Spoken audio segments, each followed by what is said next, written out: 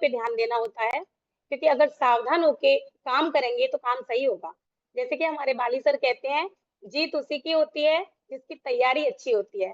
तो तैयारी का सीधा-सीधा मतलब ये है कि कोई भी काम को हम जब करने जा रहे हैं, तो उसको पूर्ण रूप से सचेत होकर के, सावधान होकर के करना है।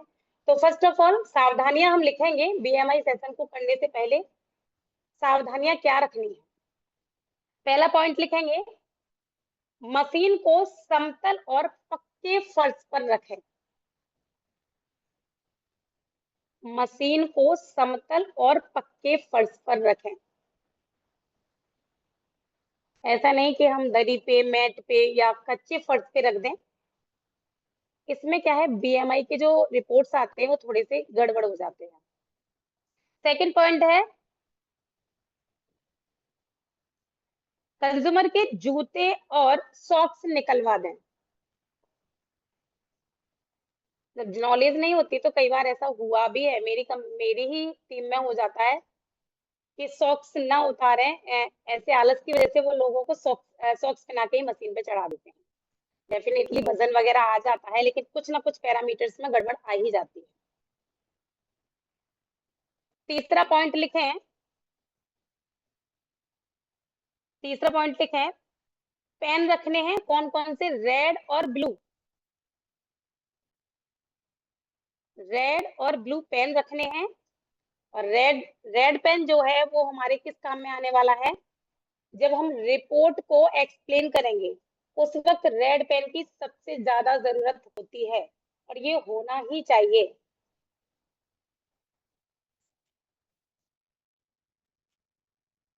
नेक्स्ट पॉइंट लिखेंगे, व्यक्ति की हाइट लेनी है।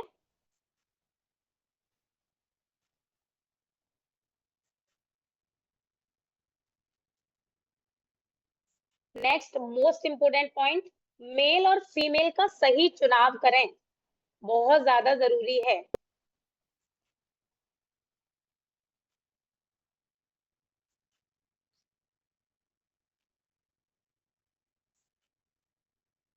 सभी लिखते जा रहे हैं, फास्ट तो नहीं हूं ना मैं।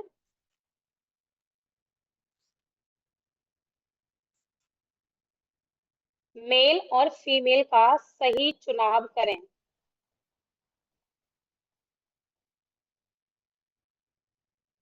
एज पूछनी है।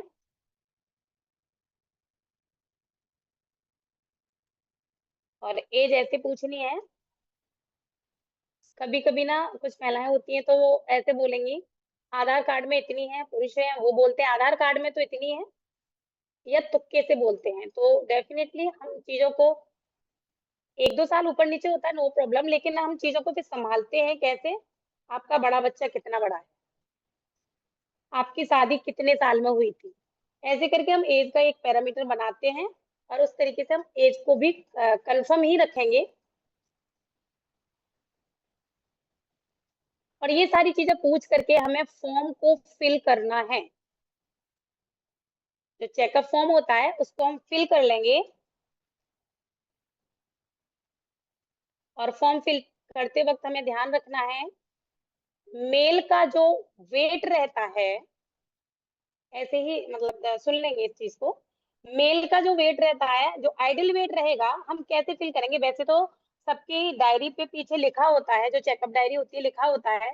बाई चांस कोई ऐसी डायरी जिस पे नहीं लिखा, या हमें नहीं पता पीछे लिखा है या नहीं, तो मेल का जो वेट रहेगा वो उसकी हाइट में से 100 कम कर देंगे, 100 कम कर देंगे। जैसे मान लीजिए मेल की हाइट है 160 सेंटीमीटर, तो उसका आइडियल वेट रहेगा 60।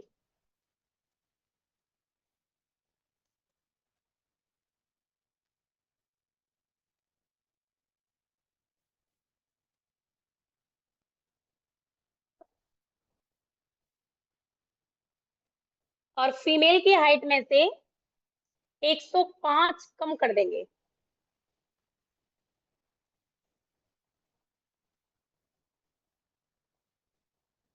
जैसे फीमेल की हाइट 155, तो उसका आइडियल वेट रहेगा 50 kg।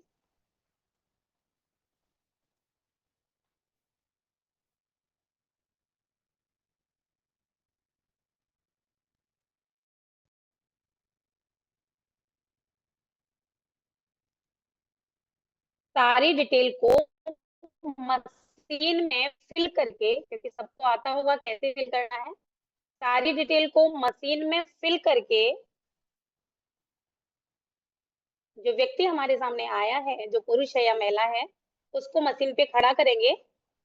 और खड़ा कितनी देर रखना है, क्योंकि जो हमारी मशीन है वो काफी हाईटेक है और कुछ एक सेकंड में ही वो पैरामीटर ला देती है, मतलब पूरा चेकअप, बॉडी चेकअप कर देती है, ये हम सब जानते हैं।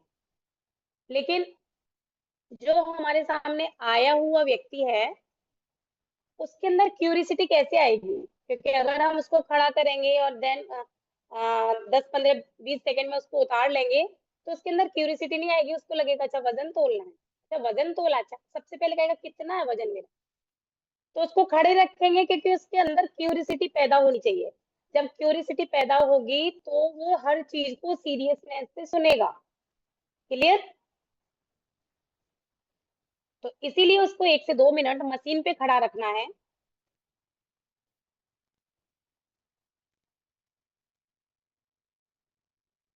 देन जैसे ही हम सामने वाले को मशीन से उतारते हैं, वो फट से कहाँ भागता है? अपने जूते और सॉक्स की तरफ, शूज और सॉक्स की तरफ भागता है। या फिर उसने कभी कभी क्या होता है, वो अपने उसकी पॉकेट में जो बोलते हैं बटुआ, वो रखा होता है, या चाबी वगैरह वो निकाल देता है, तो फटाक से उनको लेने की तरफ भागता है। तो आपको क्या करना है कि सर 2 मिनट रुकिए, उसके सामने ही उसके फॉर्म पे उसकी रिपोर्ट को फिल करना है, एक एक पैरामीटर दिखाते हुए। इससे एक विश्वसनीयता जागेगी, उसको पता रहेगा कि जो आया है वही फिल करा गया है। ठीक है? मोस्ट इम्पोर्टेंट चीज है कि जब रिपोर्ट को हम फिल करें, तो हमें आए हुए व्यक्ति के सामने ही रिपोर्ट को फिल करना है इसके फॉर्म में।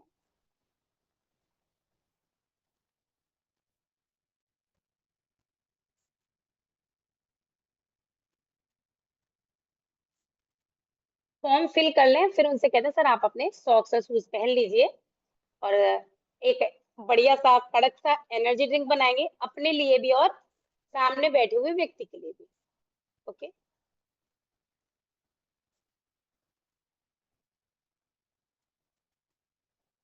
और एनर्जी ड्रिंक बनाएंगे, और एनर्जी ड्रिंक को पीते हुए अब आती है सबसे जरूरी बात। हम ज्यादातर लोग रिपोर्ट भी कर लेते हैं, फॉर्म फिल कर लेते हैं, सारी चीजें कर लेते हैं, लेकिन क्या केवल रिपोर्ट मशीन में आ जाने से और फॉर्म पे लिख देने से कंज्यूमर बनता है? बनता है क्या? नहीं। जब तक उसको पिक्चर नहीं दिखाई जाती तब तक कंज्यूमर सेटिस्फाइड नहीं होता। क्लियर? तो अब सबसे जरूरी चीज आती है रिपोर्ट की डिटेलिंग। जो रिपोर्ट निकल के आई है उसकी हम डिटेलिंग किस तरीके से क्या करते हैं। यहाँ बैठे हुए बहुत सारे महानुभाव हैं जिनका अपना अपना तरीका होगा, और मैं कहती हूँ हर वो तरीका बेस्ट है जिससे हम कंज्यूमर बना पा रहे हैं, जिस तरीके से हम कंज्यूमर को सेटिस्फाई कर पा रहे हैं, हर वो तरीका बेस्ट है। लेकिन यहाँ मैं मेरा तरीका थोड़ा सा बताऊंगी, हो सकता है वो आपके काम आए। और डिटेलिंग सबसे महत्वपूर्ण है, ये हम सब जानते हैं, क्योंकि पूरा का पूरा खेल शुरू होता है अब रख देंगे नीले पेन को हटा करके और डिटेलिंग करना स्टार्ट कर देंगे। और जब डिटेलिंग स्टार्ट होगी तो हमारे सामने होती है रिपोर्ट, और ऐसा एक फॉर्म होता है जिसको हम फिल करते हैं। सबके पास ऐसा फॉर्म होगा, ऐसा होगा, या छोटी वाली एक डायरी आती है वैसा होगा। सबके सामने वो फॉर्म होगा, और उस फॉर्म में जो फिल करी हुई रिपोर्ट्स हैं 1 to 1, उन रिपोर्ट्स को कैसे समझाएंगे। सबसे पहले हमारा क्या आता है? जो हमारा फॉर्म रहता है उसमें सबसे पहले आता है हमारा वेट। क्लियर? जब सबसे पहले वेट आता है, तो जैसे कि मैंने बताया था, मान लीजिए किसी भी इंसान के सामने 160 हाइट है, 160 सेंटीमीटर की हाइट है, और हमने उसका आइडियल वेट कितना भरा है? 60। मेल है तो, फीमेल है तो 55, और हमने उसका आइडियल वेट बढ़ाया और उसका वजन आ रहा है 64 केजी। या 74 kg, जितना भी ओवर आ रहा है, जितना भी एक्स्ट्रा आ रहा है, उसके साथ उसको बताएंगे कि सर आपका जो आइडियल वेट होना चाहिए वो ये होना चाहिए, लेकिन आपका आइडियल वेट कितना आ रहा है, इतना एक्स्ट्रा आ रहा है। तुरंत उसको माइनस करके बता देंगे कि इतने केजी आपने अपने शरीर पे एक्सेस वेट रख रखा है। अच्छा, सामने वाले का क्वेश्चन भी हो सकता है कि मैम या सर इतना क्यों रखना है, तो सीधे सीधे बताएंगे कि मैं नहीं कहती हूँ, WHO कहता है कि हमें हमारे शरीर पर वजन अपनी हाइट के अकॉर्डिंग रखना है। इतनी हाइट पे इतना वजन, एक दो सवाल आ सकते हैं। अच्छा, कुछ लोग होंगे जो नहीं करते, लेकिन कुछ जो ज्यादा दिमाग लेके आते हैं वो करते भी हैं सवाल, और हमें हर सवाल का जवाब आना चाहिए। उसके सवाल का जवाब दे पाएंगे तो आगे की बात वो सुनेगा, अदरवाइज वो आपकी बात को सीरियस नहीं लेगा, क्योंकि उनको क्या लगेगा कि इन्हें नॉलेज नहीं है। क्लियर? ऐसे ही लगेगा ना, क्योंकि ये मेरे पहले सवाल का जवाब नहीं दे पा रहे तो नॉलेज नहीं है। इसलिए भरपूर पूरे हथियारों के साथ, पूरी नॉलेज के साथ किसी भी कस्टमर के साथ बैठेंगे तो पूरी तैयारी के साथ बैठना होता है। तो जैसे ही हम बताएंगे आपका इतना एक्सिस वजन है, और हर 5 किलो एक्स्ट्रा वजन पर हमारे हार्ट को 1 लीटर ब्लड अधिक पंप करना पड़ता है। सर जी, अगर आप वजन बढ़ाते जाएंगे तो आपके हार्ट का काम बढ़ता जाएगा। सीधे सीधे क्लियर एक एग्जांपल देंगे, किसी भी चीज पे अगर काम बढ़ा दिया जाए तो कहीं ना कहीं वो थकता है और एक दिन टूटता है। ठीक है? तो क्लियर कर देंगे वहां पे कि अगर आप वजन बढ़ाते चले जाएंगे तो आपके हार्ट का काम बढ़ जाएगा। देन सेकंड पॉइंट आता है हमारा बॉडी फैट। बॉडी फैट कौन सा होता है? जो हमें आउटर दिखता है, जो हमें दिखाई देता है, वो होता है हमारा बॉडी फैट। और उसका भी अच्छा, बॉडी फैट होना तो चाहिए ना, बॉडी फैट होना चाहिए, लेकिन उसका एक रेशियो होता है कि कितना होना चाहिए। तो इसमें लिखेंगे पुरुष का रहता है, वैसे तो लिखा हुआ है सबका एज के अकॉर्डिंग होता है, बॉडी फैट जो होता है वो अकॉर्डिंग टू एज होता है। लेकिन अगर औसत निकाल के दें तो उसमें होता है कि पुरुष का 10% से 20% रहता है, और महिला का 20 से 30% बॉडी फैट हो सकता है। ठीक है, बाकी का बॉडी फैट हम अकॉर्डिंग टू एज लिख ही लेते हैं, हमारे फॉर्म के पीछे सारी चीजें लिखी हुई हैं। तो बॉडी फैट बताएंगे, जब पता है वजन बढ़ के आता है तो बॉडी फैट भी निकलता हुआ आता है। एक चीज यहाँ पे नोट करेंगे, कई बार वजन केवल 1 या 2 किलो ऊपर होता है, लेकिन बॉडी फैट एक्सेस होता है बहुत ज्यादा। तो उनको क्या बताएंगे कि मैम या सर, आपका जो बॉडी फैट है वो इतने परसेंट होना चाहिए, मेल है तो 10 से 20%, फीमेल है तो 20 से 30% होना चाहिए, लेकिन आपका बॉडी फैट जा रहा है 40। ये कौन सा फैट है? ये आउटर फैट है। ये कहाँ होता है? हम सबके कहाँ होता है? कमर पे होता है, पेट पेट पे होता है, थाइस पे होता है, पीछे पीठ के पीछे होता है, महिलाओं को ज्यादातर होता है। ठीक, तो ये बताएंगे, सीधा सीधा बोल देंगे, इस फैट की नीड नहीं है, ये आपके शरीर पे जमा कचरा है, और कचड़े को रखेंगे तो दिक्कत आती है ना, बदबू तो आएगी ही। जब कचड़ा रखेंगे तो सड़ेगा तो बदबू आएगी एक दिन। तो सीधे सीधे क्लियर करेंगे कि ये एक्सिस है, इसकी नीड नहीं है।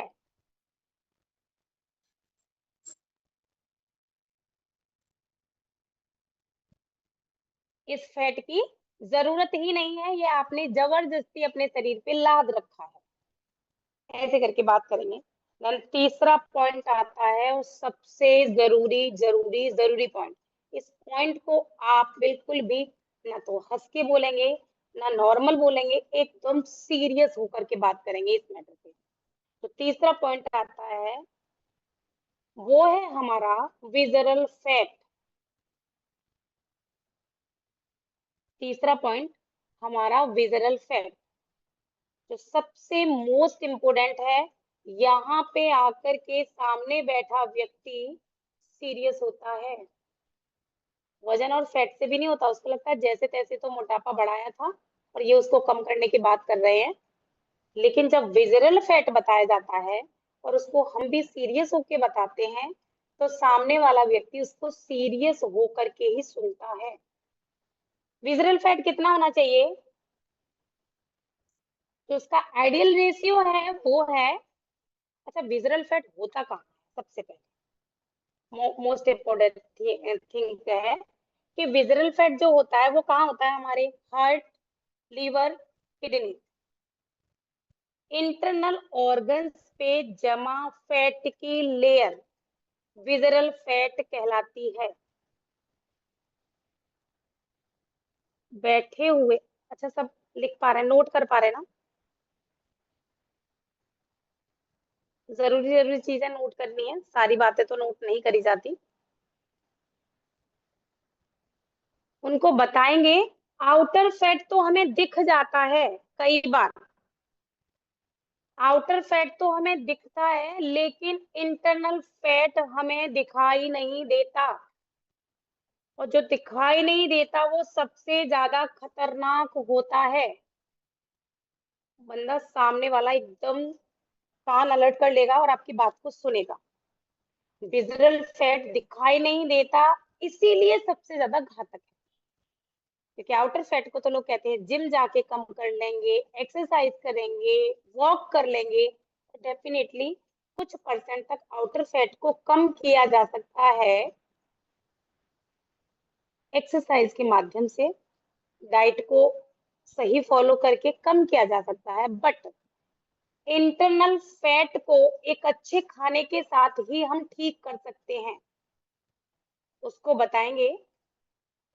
जब इंटरनल फैट बढ़ता है, हो सकता है अभी आपको सिर्फ क्या हो रहा हो, सीढ़ियां चढ़ने में सांस फूल रही हो, ज्यादा दूर तक वॉक करने में आप थक रहे हो, वजन उठाने में आपको दिक्कत हो रही हो। लेकिन जब ये फैट और बढ़ेगा, 2% से 8% आइडियल होना चाहिए, इससे ऊपर जा रहा है, तो जब ये और बढ़ेगा और जब आपको थोड़ा सा पेन होगा, फिर आप कहाँ जाएंगे? डॉक्टर के पास। और डॉक्टर कहेगा थोड़ा सा कोलेस्ट्रॉल बढ़ गया है, या डॉक्टर कहेगा आपका लीवर फैटी हो गया है। और डॉक्टर कब कहेगा? जब ये सारी घटनाएं आपके शरीर के साथ घट जाएंगी। तो या तो उस वक्त का इंतजार करिए, या इसको अभी ठीक कर लीजिए। सीधे सीधे बताएंगे कि जब एक हम चीजों को एक्सप्लेन करके भी बता सकते हैं, डेमो करके भी बता सकते हैं। कैसे डेमो करेंगे? जैसे मान लीजिए विजुअल फैट को कैसे एक्सप्लेन करेंगे। मान लीजिए ये मेरा हार्ट है, ये मेरा हार्ट है, और हार्ट ऑलवेज पंप करता रहता है कि ब्लड का सर्कुलेशन करना है उसको पूरी बॉडी में। अलर्टनेस वही देता है कि खून का जो घुमाव रहता है वो हार्ट से ही होता है। और बताएंगे कि ऐसे करके हमारा हार्ट पंप करता है, और ये इसकी सेफ्टी लेयर है, ये इसकी सेफ्टी लेयर है। अगर सेफ्टी लेयर अपने दायरे में है, तो हार्ट अच्छे से और फ्रीडम से पंप कर पाएगा और शरीर के सभी ऑर्गन तक ब्लड को पहुंचा पाएगा। अगर ये वाला फैट, जो सेफ्टी लेयर वाला फैट है, ये बढ़ गया, ये बढ़ गया और हार्ट के ऊपर आ गया। अब देखिए, जब इसके ऊपर आ गया, तो अब इसकी पंपिंग, बेचारा पंप तो करेगा जब है जिंदा तो, पर बेचारे की पंपिंग कैसे हो जाएगी? पंपिंग स्लो हो जाएगी ना। और पंपिंग स्लो मतलब ब्लड का सर्कुलेशन स्लो, मींस नसों में क्लॉट, नस ब्लॉक, सारी कहानी। और जब ऐसे ऐसे करके चलेगा, तो क्या होगा? चलते पे यही वाली आवाज आएगी ना। इसको लोग क्या कहते हैं? उम्र बढ़ गई है इसीलिए सांस फूलने लगती है, कमजोरी आ गई है इसीलिए थक जाता हूँ। तो उनको एक्सप्लेन करिए, कमजोरी से नहीं थक रहे हैं सर जी, आपने इसको कमजोर कर रखा है, इसके ऊपर वजन ज्यादा लाद रखा है, इसके ऊपर कचड़ा रख रखा है, तो ऐसे करके एक्सप्लेन करेंगे डेफिनेटली, बिल्कुल एकदम माइंड सेट करके। और उस ग्राउंड पे जो हमारा विजरल फैट वाला जो गोला आएगा, जो खाना आएगा, उस पे कई बार जितनी बातें बताते जाओ उतनी बार गोला गोला गोला गोला, रेड पेन से गोला करते जाओ उसके सामने। उसको लगेगा यार ये सबसे ज्यादा खतरनाक चीज बढ़ी है, क्योंकि ऊपर की दो चीजों को तो हमने सिंपल गोला किया कि ये हो रहा है, थर्ड पॉइंट पे आके हमने कई बार गोले किए, तो वो थोड़ा सा सीरियस तो होगा, और सीरियस होगा फिर सुनेगा आपकी पूरी रिपोर्ट, अब आएगा मजा। अगर आपने इस चीज को अच्छे से एक्सप्लेन कर पाया तो मैं गारंटी देती हूँ कंज्यूमर छोड़ के नहीं जाएगा।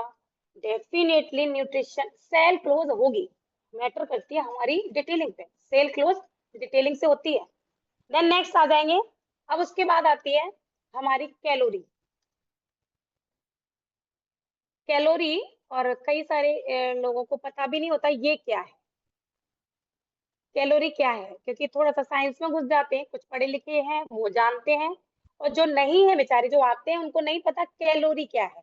तो हम थोड़ा सा बताएंगे कि जो भी हम दिन भर में खा रहे हैं, जो भी हम अपने अंदर डाल रहे हैं, उसमें कुछ कैलोरी होती है, एनर्जी होती है। एनर्जी को नापने की इकाई कैलोरी होती है। जैसे दूध को लीटर में नापते हैं, वैसे ही ऊर्जा को, एनर्जी को कैलोरी में नापते हैं। तो आप जो भी अपने अंदर डाल रहे हैं उसमें कैलोरी होती है, हमें कैलोरी कितनी लेनी चाहिए, ठीक है। तो थोड़ा सा जाएंगे उस जमाने की तरफ, पुराने जमाने की तरफ, के पुराने टाइम में लोग भर भर के दूध दही मठा छाछ सारी चीजें खाते थे। कुल मिला के बात करूं तो खूब घी भी पीते थे। एक एक सिप ले लेंगे।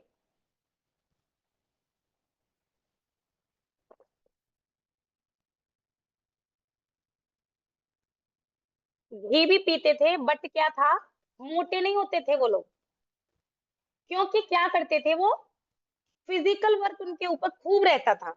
वो जितना खाते थे उतना ही फिजिकल वर्क भी करते थे, तो उनके द्वारा ली हुई कैलोरी बैलेंस रहती थी, यूं रहती थी। Okay, thank you sir, thank you so much. Calorie जो रहती थी वो एकदम से बैलेंस रहती थी। आज के जमाने में क्या है, वर्क स्मार्ट हो गए हैं, हमारे काम स्मार्ट हो गए हैं, काम स्मार्ट हो गए हैं, और काम के साथ साथ खाना भी स्मार्ट हो गया, फास्ट। जैसे कि फास्ट फूड खाते हैं हम लोग, जल्दी से 2 मिनट में मैगी तैयार, 2 मिनट में पिज्जा ऑर्डर, घर पे खाना बनाने का मूड नहीं है, पिज्जा ऑर्डर कर दीजिए। तो जब जब स्मार्ट खाना हो गया, फास्ट खाना हो गया, तो उतनी ही फास्ट बीमारियां भी हो गई हैं, उतनी ही फास्ट बीमारियां हो गई हैं। तो यहाँ हम बताएंगे कि आज के जमाने में मेल 1200 से 1400 तक कैलोरी ले सकता है, अकॉर्डिंग उसका फिजिकल वर्क। अगर वो थोड़ा बहुत फिजिकल एक्सरसाइज कर रहा है, फिजिकल वर्कआउट कर रहा है, या फिजिकल कोई भी काम कर रहा है जिसमें उसका पसीना निकल रहा है, मेहनत वाला।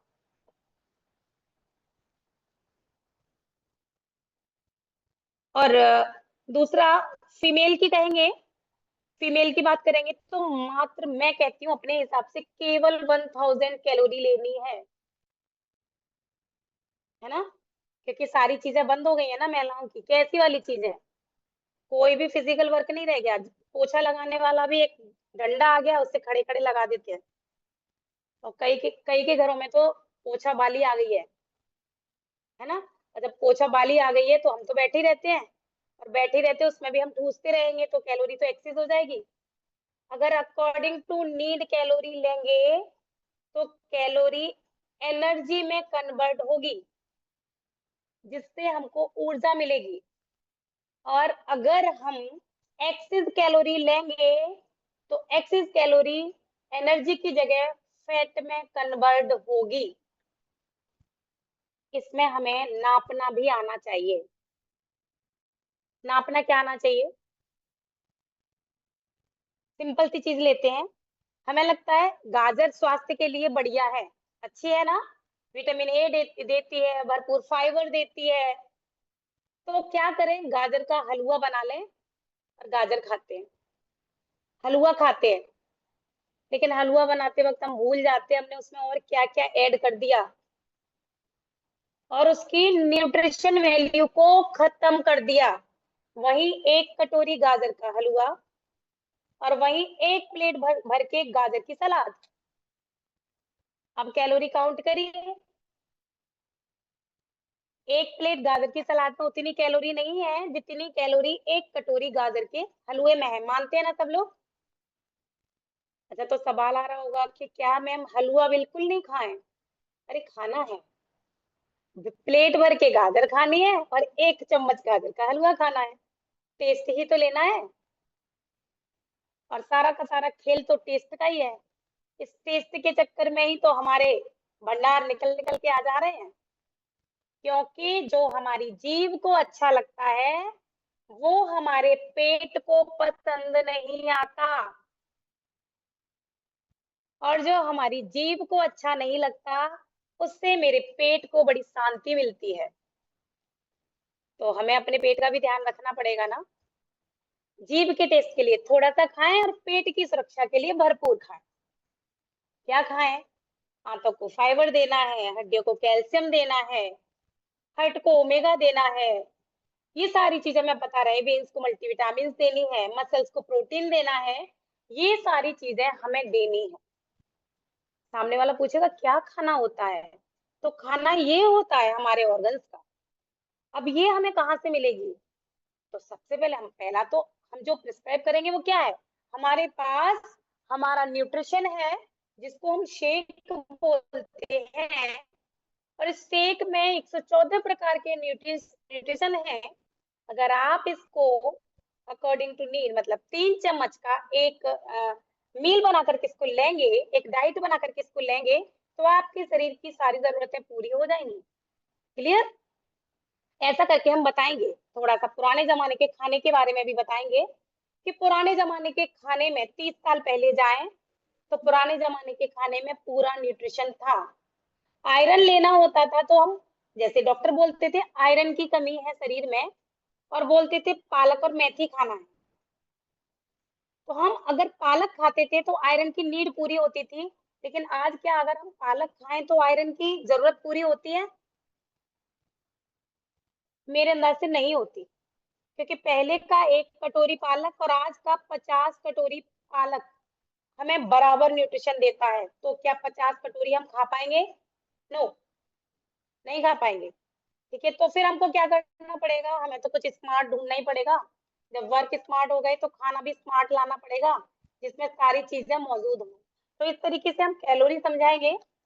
बहुत बड़ा पार्ट होता है कैलोरी का। यहाँ पे आदमी का माइंड सेट होता है कि मुझे अब क्या खाना है। ठीक है,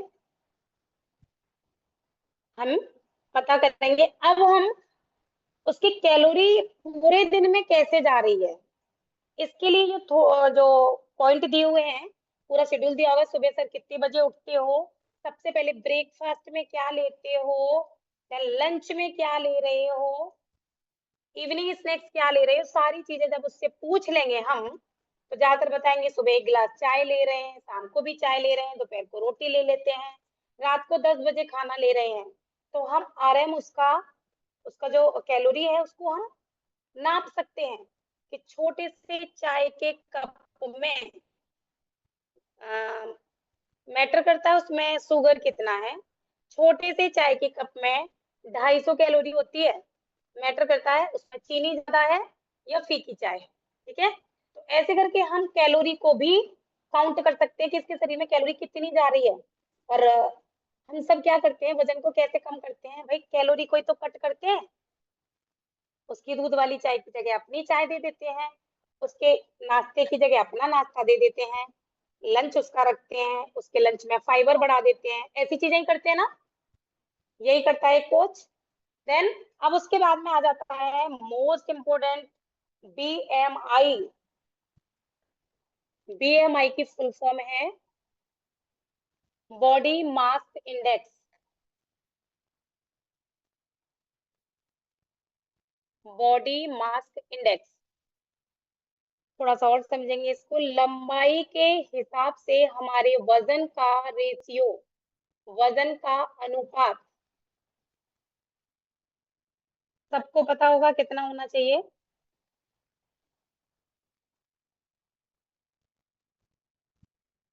18 से 24 होना चाहिए। लेकिन मेरा अपना मानना है, सबका अपना अपना मानना होता है, मेरा मानना है ये 22.5 ही रहना चाहिए। एक स्वस्थ बीएमआई 22.5। उसके बाद 24 तक है तो प्रॉब्लम नहीं है।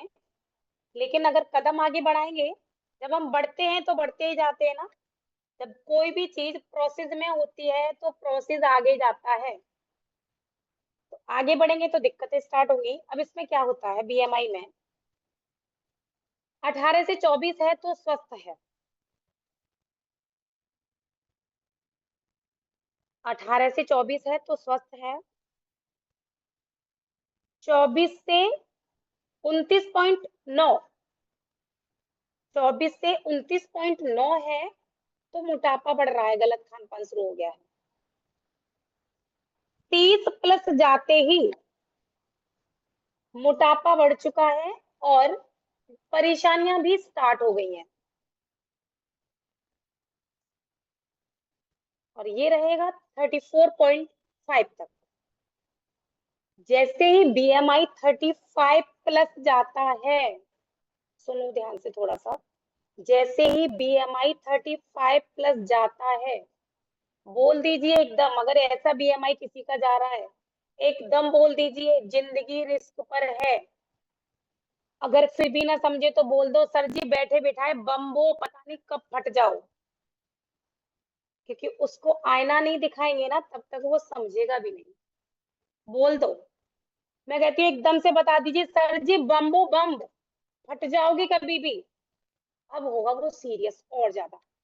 हमारे पास कुछ ऐसे पॉइंट हैं जिनके दम पे हम उसको उसको न्यूट्रिशन खाने के लिए पॉजिटिव कर सकते हैं, और खिलाना तो है ही, नीड तो है ही उसकी। अच्छा झूठ बोल रहे हैं क्या हम? नहीं, एकदम तो सही है, फटना तो है ही वो। और ऐसा हुआ भी है, ऐसा नहीं हुआ नहीं, मेरे मेरे खुद के लोगों के साथ ऐसा हुआ है। बीएमआई चेक करा गए, हंसते हंसते सुन गए और चीजों को मजाक में ले गए, महीने बाद भर बाद घट गए, निकल गए। तो ऐसे अगर एग्जाम्पल्स भी आपके पास हैं जिन्होंने सुना नहीं था, कोशिश करने के बाद भी, बहुत से ऐसे होते हैं जो नहीं सुनेंगे, स्मार्ट जो बनते हैं, नहीं सुनेंगे नो प्रॉब्लम, बट आप अपनी बात बोल के रहिए। हो सकता है आज नहीं सुनना, हो सकता है आज नहीं सुन रहा, सुनेगा जब तकलीफ स्टार्ट हो जाएंगी ना, सुनेगा जब सांस फूलना स्टार्ट हो जाएगी ना, सुनेगा जब डॉक्टर बोल देगा ना कोलेस्ट्रॉल बढ़ गया, आएगा आपके पास ही आएगा, कहीं नहीं जाएगा। बता दीजिए बीएमआई प्लस गया तो क्या होगा?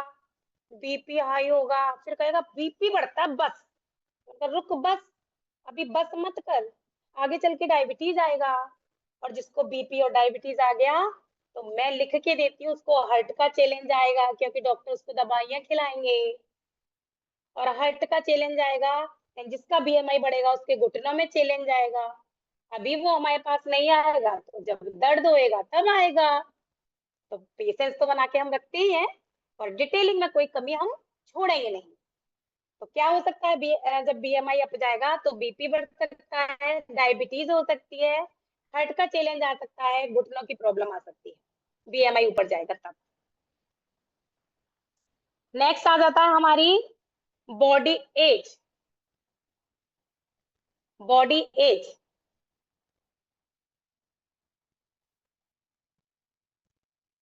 मान लीजिए सामने बैठे कंज्यूमर ने अपनी बॉडी एज बताई थी कि मैम या सर मैं 30 साल का हूँ, 30 ईयर्स। और जब बीएमआई चेकअप हुआ तो उसकी बॉडी एज निकल के आई 55, 55 साल। ज्यादातर ऐसे ही निकल के आती है। मेरे पास देखो रिपोर्ट भी रखी हुई है, रिपोर्ट रखी हुई है। वजन बढ़ा हुआ है और उसकी एज थी 22 साल, और वजन बढ़ा हुआ है उसके अंदर लगभग 13 किलो, और उसकी एज आई है 45 साल, है ना? जो उसकी पैरामीटर्स के हिसाब से एज आई है 45 ईयर्स। अब हम कहेंगे सर जी आपकी उम्र 55 साल हो गई, 45 साल हो गई, पता है वो क्या कहेगा? क्या कहेगा? मैम आपकी मशीन गलत है, मैं इतने साल का हूं ही नहीं, आपकी मशीन गलत है। तो वहां पे उसको क्या कहना है? रुक भाई, सुन, समझ। आपकी जन्म से लेके अब तक उम्र 22 साल ही है या 30 साल ही है। हाँ डेफिनेटली बताएंगे, कम आती है उसका भी बताएंगे। ये आपको शायद बताया जाता है जब डाइट चार्ट बनाया जाता है, अंडरवेट और ओवरवेट का सिस्टम रहता है इसमें। ठीक है, तो उसको जब बताएंगे कि आपकी एज जन्म से लेके अब तक तो 30 साल है, लेकिन आपकी उम्र काम नहीं दे, आपकी जन्म से अब तक की उम्र का कोई मतलब नहीं है, आपके ऑर्गन्स की उम्र अच्छी होनी चाहिए। क्योंकि जब हमारा जब हमारा हार्ट काम करना बंद कर दे मतलब खत्म, फिनिश मामला, पंप करना बंद कर दे तो हम नमस्ते। और जब नमस्ते हो जाते तो क्या इस शरीर को जो हमारा 30 साल का दिख रहा है, लोग घर में रखे रहते हैं क्या? नहीं भैया। जैसे ही वो ऑर्गन्स काम करना बंद करते हैं और घर के लोग इस शरीर को घंटे 2 घंटे करके जल्दी जल्दी और उसका क्या कर देते, क्रियाक्रम फूक के चले आते हैं ना। तो शरीर जरूरी है तो घर में क्यों नहीं रख लेते उसको? इसीलिए उसको बताना है कि आपके ऑर्गन्स की हेल्थ जरूरी है, आपके ऑर्गन्स हेल्दी होने चाहिए। और जब ऑर्गन्स हेल्दी होंगे तो शरीर तो अपने आप जवान दिखने लगेगा। ऐसा होता है ना, जैसा कि मैं बताती हूँ, 30 साल की एज में मुझे एकदम से बुढ़ियाओं वाली फीलिंग आती थी, और आज 42 की ईयर्स में मुझे ऐसे लगता है 25 ईयर्स को मैं इंजॉय कर रही हूँ। तो ये क्या है? Because of nutrition, power of nutrition. तो उसकी जब वैल्यू बताएंगे तो डेफिनेटली कंज्यूमर सेटिस्फाई होगा। देन नेक्स्ट आ जाते हैं, एक और फैट होता है जिसको बोलते हैं सबक्यूटिनियस फैट। अच्छा, ये सबक्यूटिनियस फैट कहाँ होता है, कैसे पता करेंगे? सबक्यूटिनियस फैट हमारी ये जो पहली लेयर होती है स्किन की, इसके जस्ट नीचे होता है, फर्स्ट लेयर के जस्ट नीचे होता है, और ये फैट ऑल ओवर बॉडी पे होता है, पूरे शरीर पे होता है। ये फैट क्या करेगा जब बढ़ेगा? ये होना कितना चाहिए? 15% से कम होना चाहिए बॉडी में, लास्ट 15% तक। ऊपर गया तो क्या होगा? गुस्सा, चिड़चिड़ापन, धूप न जलना, स्किन एलर्जी, एंड और ज्यादा गया तो थायराइड जैसी समस्याएं आती हैं सबक्यूटेनियम बढ़ने से। और जैसे ही चीज का जिस भी ज्यादातर जो एक्सपीरियंस किया है मैंने महिलाओं का किया है, सबक्यूटेनियस बढ़ रहा है, और मैंने कहा गुस्सा कितना आता है भाई रे भाई, अगर उसका हस्बैंड साथ में आया है फिर तो वो तो चुप होती है और हस्बैंड बताता है मैम बस इतना मत पूछना, घर में पूरे दिन चिक चिक चिक चिक चिक चिक लगी रहती है, कभी भी बच्चे पड़ जाते हैं, ये चीजें निकल के आएंगी ना। अब वो रिलेट करेगा ना हमारी चीजों से, और जब वो रिलेट करेगा तो बात तो मानेगा, मानेगा ना। और अगर बात आ जाए कि हस्बैंडों को भी गुस्सा आता है, ऐसी बात नहीं, अगर हस्बैंड का सबक्यूटेनियम बढ़ रहा है तो बता देंगे कि सर जी गुस्सा कितना करते हो, फिर पत्नी बताएगी मैडम बस यही मत कहना, पूरे दिन इनकी वजह से कभी घर में घुसेंगे तो क्लेश करते हुए घुसेंगे, तो सारे अंदर की पोल भी निकल के आ जाती है। और वही तो हमारा काम है, अंदर की बातें निकलवाना। अंदर की बात निकल के आई और हमारा कंज्यूमर तैयार। तो ये हमें करना है, इसके बढ़ने से क्या हो सकता है? अच्छा ये कैसे ठीक होगा? प्रॉपर पानी पीना है। हम पूछेंगे उससे पानी कितना पीते हो, बहुत पीता हूँ या बहुत पीती हूँ। अब उससे पूछेंगे मैम कितने गिलास पीती हो, सर जी कितने गिलास पीते हो? तो कुछ कहेंगे खाना खाने के तुरंत बाद तो 1 लोटा पानी पी जाता हूँ। कुछ कहेंगे एक बार में 1 लीटर की बोतल कब कब कर जाता हूँ। तो वही उसको समझाना है, केवल पानी पीना जरूरी नहीं है, पानी को सही तरीके से पीना जरूरी है। फिर उसको थोड़ा तरीका बताएंगे, पानी को बैठ करके घूट घूट करके पीना है, एक बार में 1 लीटर नहीं पीना है, खाना खाने के तुरंत बाद 1 लीटर पानी नहीं चढ़ाना है। थोड़ा सा और समझा देंगे, जिससे डाइजेशन गड़बड़ हो जाता है, हमारी जठराग्नि बुझ जाती है, सब जानते हैं, आप सब एकदम से एक्सपर्ट कोच है, सबको पता है कि हम क्या बोलेंगे यहाँ पे। देन ये सारी चीजें हम बताएंगे तो वो समझेगा कि पानी की भी बहुत बड़ी वैल्यू है। ठीक, नेक्स्ट आ जाता है, next and last, last point है हमारा स्केलेटन एंड मसल्स। जिनका ओवरवेट होगा उनका स्केलेटन तो हम कैसे विश्वास करें, किस चीज का? चलो सर बाद में बताएंगे आपको। ज्यादा पसीना आने पर ज्यादा पानी पिए, और कहीं ना कहीं आपका कार्बोहाइड्रेट बढ़ रहा है बॉडी में, इसलिए ज्यादा पसीना आ रहा है। आलू खाना कम कर दीजिए, कार्बोहाइड्रेट वाली चीजें कम कर दीजिए, पसीना नॉर्मल आएगा। बाकी का पसीना आना अच्छी बात है, ज्यादा पसीना आना वो भी नुकसानदायक है। ठीक है, नेक्स्ट आता है स्केलेटन एंड मसल्स, हड्डी और मांसपेशियों की ताकत। ओवरवेट वाले का तो वैसे ही कमजोर होता है, तो ओवरवेट वाले को कैसे बताएंगे? पहले तो उनसे कहेंगे कहाँ कहाँ दर्द होता है। तो सुनो मेरी एक बात, कभी कभी मसल्स और स्केलेटन डाउन आने पर भी जो कम एज के लोग हैं, जो 30 से नीचे हैं, वो पता है क्या कहेंगे? वो कहेंगे मुझे दर्द नहीं होता मैडम, दर्द वर्द मुझे कहीं नहीं होता। आपको क्या कहना है? समझा मेरे भाई, अभी उम्र कम है इसीलिए महसूस नहीं हो रहा, लेकिन अगर अंदर की चीजें वीक हो रही हैं तो क्या दर्द नहीं होगा? बढ़ती उम्र में होगा, अभी नहीं हो रहा तो क्या हुआ? ये उसको थोड़ा सा एक्सप्लेन करना है, उसकी बातों से चुप नहीं होना है, उसकी इस लाइन से शांत नहीं होना कि नहीं नहीं मुझे दर्द वर्द कुछ नहीं हो रहा, ये तो गलत बता रही है आपकी मशीन। तो वही आपको थोड़ा सा एक्सप्लेन करना है कि सर जी आपकी एज अभी कम है इसलिए आपको महसूस नहीं हो रहा। कोई भी एक्सप्लेन दे देंगे, जैसे पंखा चल रहा है और खटखट की आवाज कर रहा है ना, खटखट की आवाज कर रहा है और किसी ने कहा पंखा गड़बड़ है, तो जो मालिक है उस घर का वो कहेगा नहीं नहीं सही चल रहा है, काफी दिन से चल रहा है, अभी तो कुछ भी गड़बड़ नहीं है। तब वो खटखट की आवाज आ रही है तो क्या पंखा गिरेगा नहीं एक दिन? इससे अच्छा है किसी ने आपको सचेत कर दिया तो उसको एक बार चेक करा लीजिए कि पंखे में कुछ गड़बड़ तो नहीं है। तो जैसे ही हमने आपको बता दिया हड्डियां कमजोर हो रही है, मसल्स वीक हो रहे हैं, तो एक बार इन पे भी काम कर लीजिए, तो हो सकता है इन फ्यूचर आपके दर्द ना हो। ओके, ऐसे करके एक्सप्लेन करेंगे। कई बार क्या होता है, कोई अंडरवेट है, महिला या पुरुष, मान लीजिए पुरुष है और वो अंडरवेट है, तो उसका स्केलेटन जो होता है इतना ऊंचा आता है, एकदम हाई, और देख के खुश हो जाता हूँ भैया मेरी हड्डियां तो एकदम से मजबूत है। स्टार्टिंग में हम भी कंफ्यूज होते थे इस चीज को लेके, इसकी हड्डियां कैसे मजबूत हो सकती है, ये खुद ही मजबूत नहीं है। तो यहाँ थोड़ा सा हमको समझना है क्या, अगर पुरुष है और उसका स्केलेटन हाई जा रहा है तो क्या करेंगे? सर जी आपका ना पूरा कंकाल तंत्र आ गया इस पे, हड्डियां हड्डियां रह गई हैं, पूरी हड्डियों को स्कैन कर लिया इसने। आप ये ना समझे ये मजबूत हैं, ये बिना सेफ्टी किए हैं, कंकाल तंत्र है, कंकाल तंत्र बोल दीजिए, समझ जाएगा। बिल्कुल सही बात, यही एक विमंस होती है। कई बार अंडरवेट होने के साथ साथ उनका स्केलेटन भी डाउन जाता है। ध्यान से सुनेंगे, विमेंस के लिए है। कई बार अंडरवेट होने के बाद भी स्केलेटन डाउन जाता है, उस कंडीशन में क्या उनकी हड्डियां क्यों नहीं आ रही?